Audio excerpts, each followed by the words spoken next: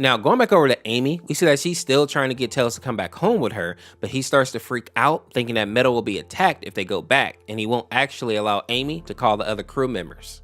But luckily, when Amy made the phone call and then had to hang up abruptly, Knuckles knew that something was wrong and they rushed over to help her. And I love the fact that when Knuckles actually finds him, he doesn't yell or freak out. All he does is pick Tails up, just happy that they actually found him and he's safe. But Shadow, on the other hand, does not follow suit. All he wants to know is where Metal is at, because he can't imagine letting what he did slide. And in the next panel, we get this creepy moment where everybody points behind Shadow, and we see that Metal is right there, saying, "I'm right behind you." And the next scene goes just as you would expect, with Shadow starting to rain blows down on Metal. But all the while, Metal Sonic is just pleading with him to talk to him, which is very much a situation that the Rail Sonic has been in with Shadow quite a few times if you think about it.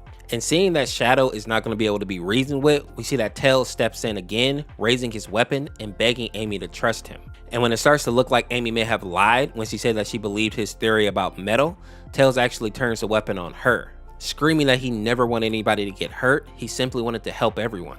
And just as a little side note, I think this scene right here really shows us that this is one of those AUs where Tails is very much still a very young child. And I think that fact, plus the point that Tails is obviously going a little bit crazy, Shadow finds that the only thing he can do is knock him out, apologizing to Amy for having to use that type of force on the little dude. After all that goes down, we see Shadow and Knuckles look over at Metal and tell him that he can stop acting now, that Tails can no longer see the show. And if you're like me, this is the moment that you probably thought Metal was going to go ahead and show his true colors, but he simply says that he really did just want to talk to them all. But seeing that they're basically trying to jump him 4v1, Metal decides to call some backup of his own. And you can see at the bottom of the panel here that he calls out to all offensive units and tells them that there's a new directive. And he's basically ordering them to keep Shadow and the others busy, and most importantly, not to terminate any of them. And I think this right here is probably one of the biggest hints that Metal isn't just pretending, but he does actually care about these people in some way.